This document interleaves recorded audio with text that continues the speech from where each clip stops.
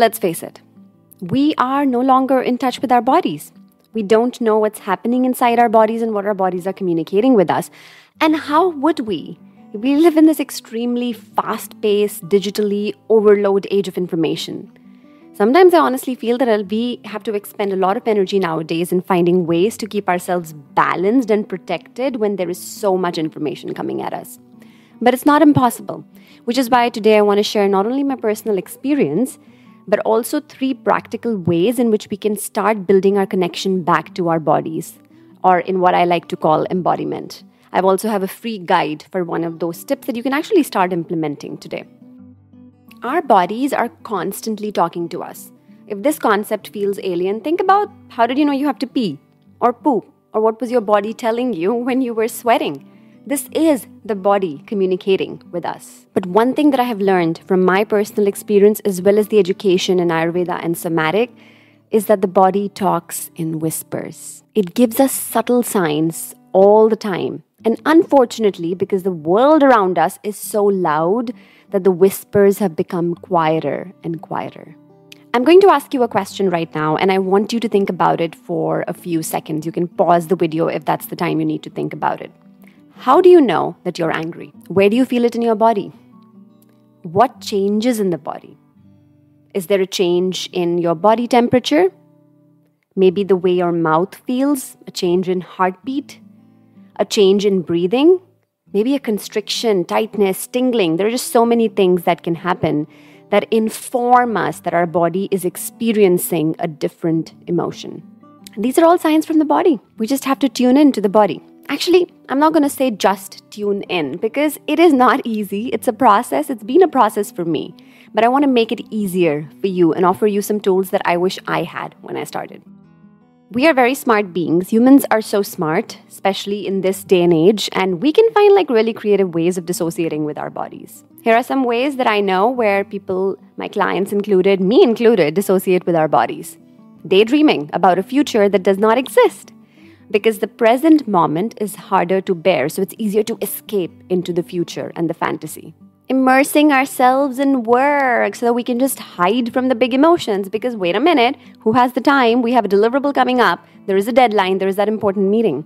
And in general, finding something to do all the time. I don't know if you've heard where people say, I can't just sit still or I can't sit without having anything to do. Sometimes finding errands, to-do lists and things to do and seeking that constant stimulation is a way to avoid slowing down. Because when we slow down, the whispers of the body become audible, and we don't want that. It's painful. For me, this has been and continues to be quite a journey. I was a big doer. I couldn't sit still, as we say, and I needed constant stimulation. The reason I share my personal story is to make it more relatable, because I went through this, and I'm still going through this in a different form or a different version. And I want you to know that there is a way through this, and these tools that I'm going to share hopefully will help you get started. I sought stimulation from late night parties after I had graduated and started working. I was living in New York and it was like, whoa, where's the next party at over the weekend? I don't think for maybe a period of 2 or 3 years, there was ever a weekend where I did not have a social event to go to, and those social events were loud. Easy way for me not to hear the whispers of my body is to make the environment around me as loud as possible. I sought stimulation from romantic relationships that offered enough drama so that I had the license to disengage from my body. There's one crisis after the other, big relationship crisis that I had to handle. So I really didn't have time to sit still and understand what was happening here, what was really happening inside the body. And I share all these again to normalize them. It is okay if you find yourself falling in one or all of these spectrums, or if you identify there are different ways in which you dissociate from your body. But of course, avoidance never works. We all know that.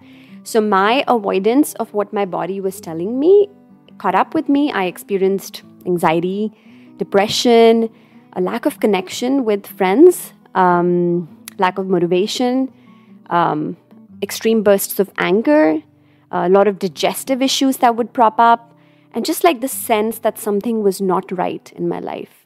It was a really difficult time, but I'm very grateful that I had some tools to help me start connecting and listening to my body, which was a path to find healing.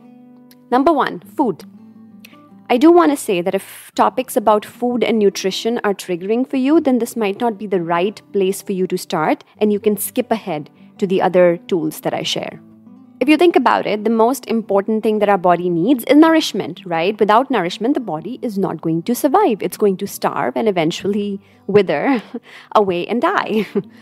So the most basic form of nourishment for our body is food. So building awareness around food and how it impacts our body is a form of listening to our body. And I'm not talking about awareness in terms of calorie intake, weight gain, weight loss, skin quality. I'm not talking about all of that. I'm talking about something deeper.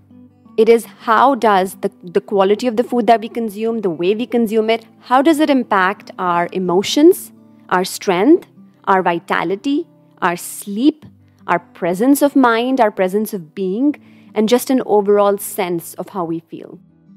A simple way, a practical tip to get started on this is to start with something that I call a food and elimination or digestion journal. And I will put a link to a sample in the show notes somewhere, so you can download that and you can get started. Basically, what you do is you record the food that you're eating. Again, not from the point of view of calorie or portion sizes, but building awareness in a different way. So you just record the food without any feelings attached to what you're recording. And then you also record any digestive symptoms that you're feeling.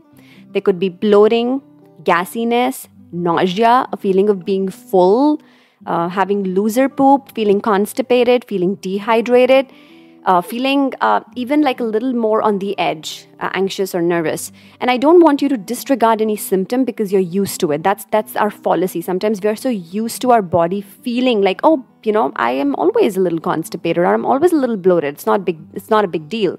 So step out of that mindset and still go ahead and record. Once you see what you ate and the way it impacted your body, this is step 1 to starting to generate awareness, and you're doing it all on your own. For example, let me share a success story. Like I mentioned, I experienced anxiety, and once I started building food awareness, I noticed that food was also a trigger to anxiety, specifically MSG.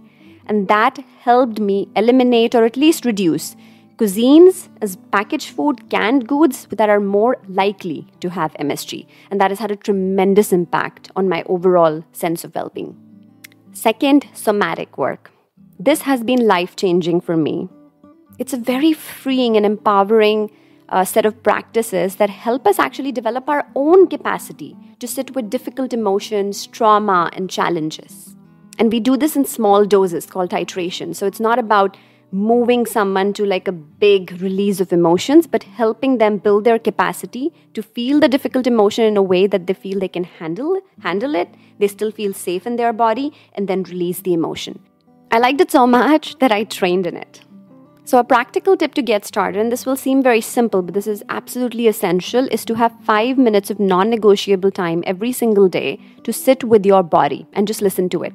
You don't attach any meaning to any sensation. You just kind of scan the body and note the sensations in the body. Again, temperature, tingling, heaviness, lightness, pain. You just kind of give yourself a screenshot of what's happening in the body.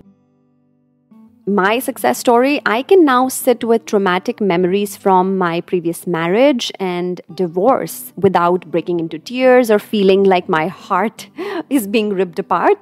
And that is a huge victory because now I can experience those emotions and those memories without being too attached to them. So those memories now don't take me to that moment. I'm able to kind of view those memories from as a third person. It doesn't feel like it's weighing me down. And that's a big success. Relationships.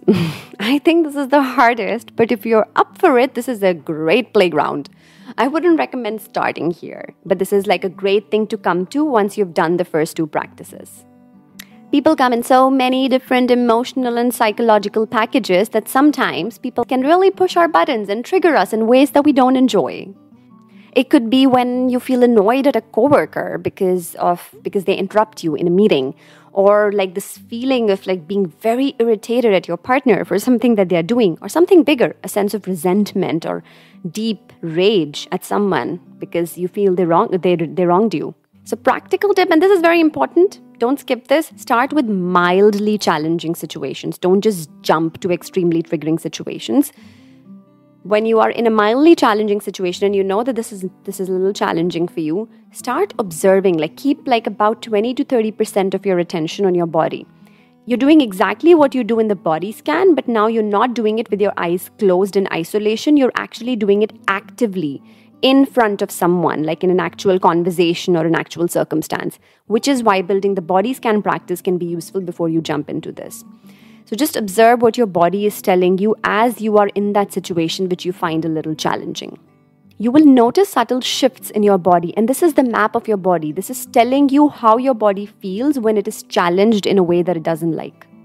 And so you're developing the ability to listen to your body, and the more and more you're able to just keep your attention on these sensations without jumping into a huge reaction, you start developing your capacity to deal with these emotions. Which is why I said start small. Start with something mildly triggering. Then your chances of setting yourself up for success are higher. So I'll tell you a success story. I actually experience rage on my skin. I know that sounds weird, but I can feel first and foremost my skin begin to get hotter, which is usually a warning for me that, hey, if I don't change something about this current situation, I might move into a state of anger really soon. And I don't want that for myself. So with this information, more often than not now, I'm able to change the conversation, step out of the conversation, or make some changes so that I have a chance of releasing the anger, but in a more constructive way. So I shared 3 practices. The first was food and elimination or digestion journal.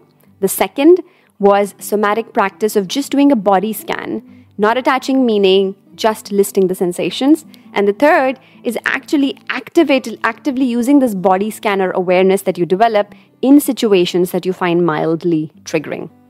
If you like this content, subscribe to the podcast channel. It helps the podcast reach more people. And finally, share it with folks who you think can benefit from this conversation.